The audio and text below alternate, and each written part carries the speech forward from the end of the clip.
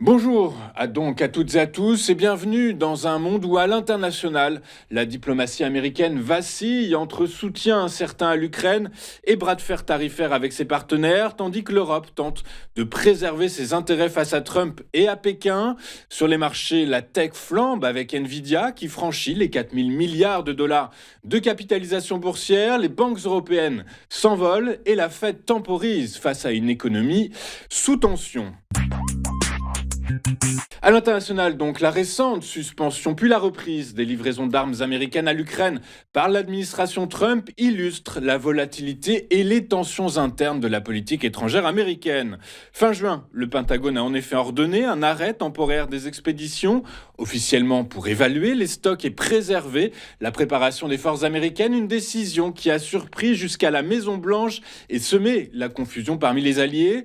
La reprise rapide des livraisons annoncées par Donald Trump inclut, je vous le rappelle, des munitions de 155 mm et des roquettes GMLRS, alors que l'Ukraine subit une intensification des frappes russes et réclame en urgence des missiles patriotes, seuls capables de contrer les missiles balistiques russes. Cette gestion erratique révèle des luttes d'influence entre le Pentagone, la Maison-Blanche et le département d'État et soulève des questions sur la cohérence stratégique américaine.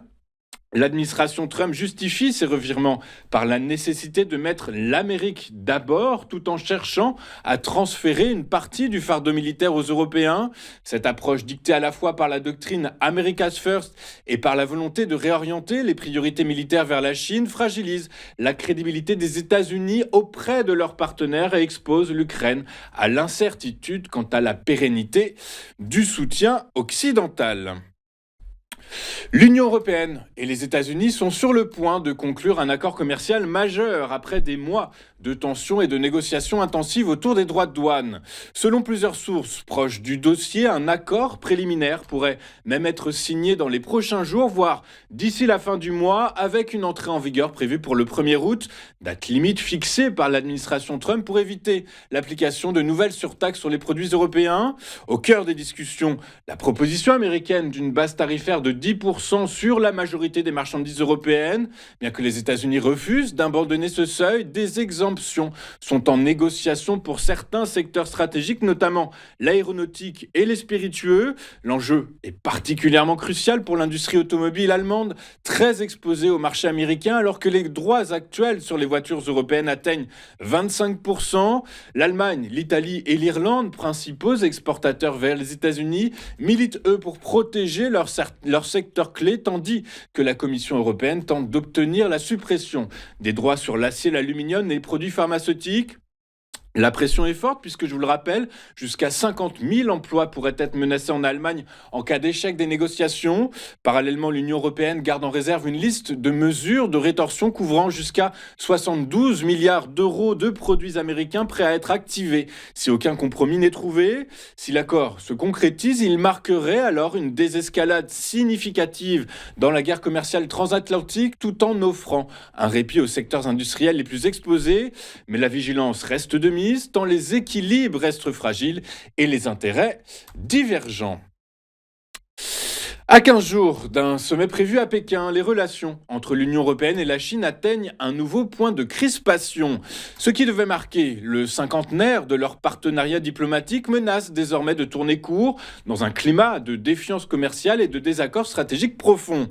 Sur le plan économique, les tensions sont vives. Pékin a répliqué aux droits de douane européens sur les véhicules électriques en ciblant les exportations de matériel médical et en prolongeant son enquête anti-dumping sur le port européen. En toile de fond, les restrictions chinoises sur les terres rares continuent de faire planer un risque sur les chaînes industrielles européennes. Bruxelles refuse de lier ces dossiers, mais l'agenda chinois est clair.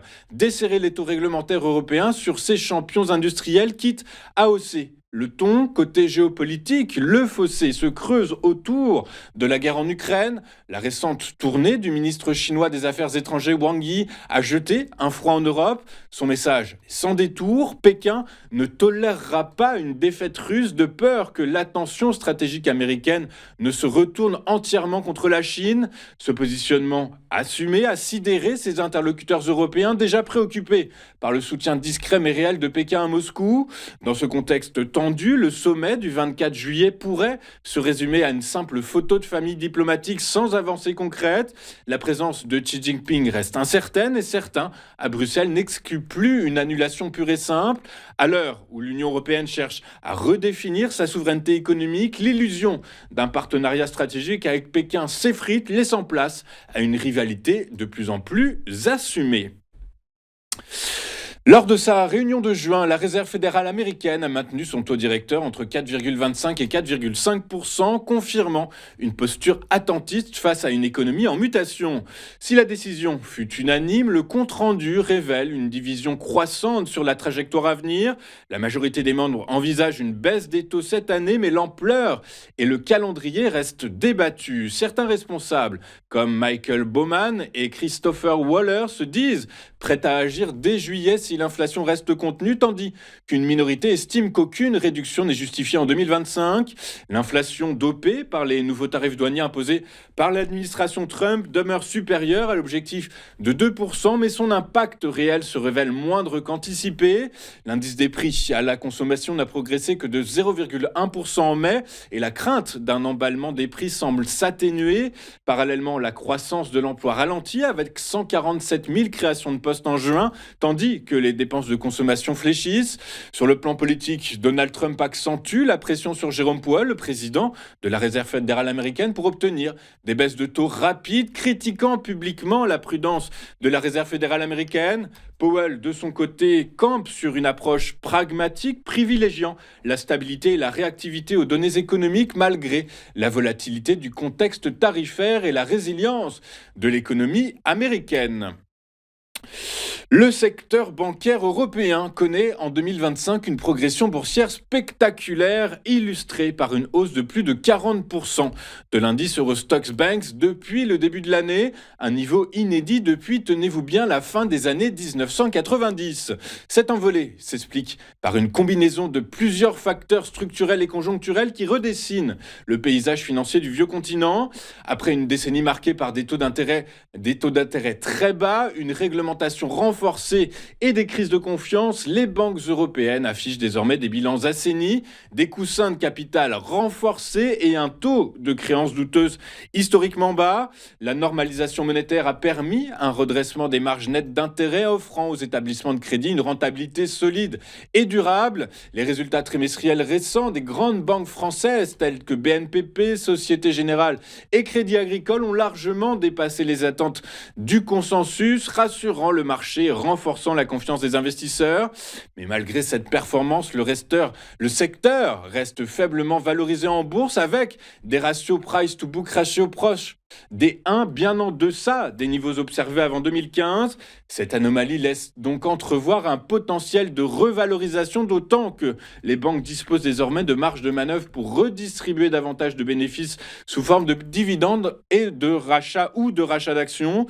La perspective d'une vague de M&A, de fusion-acquisition et la dynamique des marchés de capitaux contribuent également à l'attrait du secteur. Si la prudence reste pourtant de mise face à l'évolution de la courbe des taux et au coût du risque, les analystes estiment que la transformation structurelle du secteur bancaire européen ouvre une nouvelle ère de croissance et des rendements pour les investisseurs. Enfin, Nvidia a franchi hier, mercredi 9 juillet 2025, un cap historique en devenant la première entreprise cotée au monde à atteindre une capitalisation boursière de 4 000 milliards de dollars, surpassant ainsi Apple et Microsoft. Le titre du géant des semi-conducteurs a progressé de 2,4% pour atteindre 164 $, porté par une demande exceptionnelle pour ces technologies d'intelligence artificielle qui restent au cœur de la transformation numérique mondiale. Cette performance impressionnante s'inscrit dans une dynamique de croissance fulgurante. Nvidia avait déjà dépassé les 1 000 milliards de dollars en juin 2023, puis les 3 000 milliards début 2025. Sa valorisation a ainsi plus que triplé en 2 ans, à un rythme nettement supérieur à celui d'Apple ou de Microsoft, qui restent les seuls autres groupes à avoir franchi le seuil des 3 000 milliards de dollars de capitalisation. Le succès de Nvidia repose sur la domination de ses puces dans les centres de données d'IA, un secteur où la demande explose, tant pour les applications grand public que pour les projets d'infrastructures à grande échelle, notamment à Taïwan et aux Émirats arabes unis. Malgré les restrictions américaines à l'export vers la Chine, la société a réussi à maintenir une croissance de ses bénéfices et à rassurer les investisseurs sur sa capacité d'innovation et de conquête de nouveaux marchés. Nvidia pèse désormais 7,3% du S&P 500 devant Apple et Microsoft, confirmant son statut de locomotive de la tech mondiale et d'acteur incontournable de la nouvelle ère de l'intelligence artificielle. Avant de faire un point sur les principales performances des principaux actifs mondiaux, regardons ce à quoi les investisseurs seront attentifs aujourd'hui. Et aujourd'hui, les investisseurs regarderont du côté des États-Unis pour comprendre la vigueur ou non du marché de l'emploi américain avec les demandes hebdomadaires d'allocation au chômage.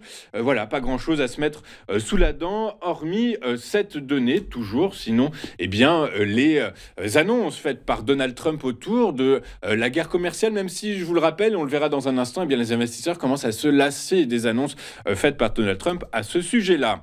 Jetons à présent un coup d'œil sur la réaction des grandes places financières mondiales lors de la séance d'hier.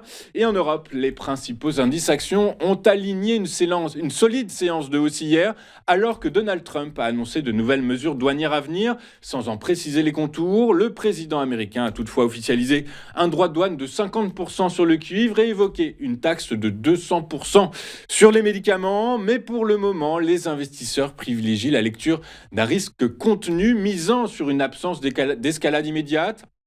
À Paris, le CAC 40 s'est envolé de 1,44% pour terminer à 7 878 points, signant l'une de ses meilleures performances hebdomadaires. À Francfort, le DAX a gagné 1,3%, tandis qu'à Londres, le FTSE s'est adjugé 0,15%. À Wall Street, les investisseurs ont ignoré les nouvelles tensions commerciales alimentées par Donald Trump, le président américain qui, je vous le rappelle, a annoncé un droit de douane de 50% sur les produits brésiliens à partir du 1er août, attaquant dans une lettre publique le traitement réservé à son ami Bolsonaro.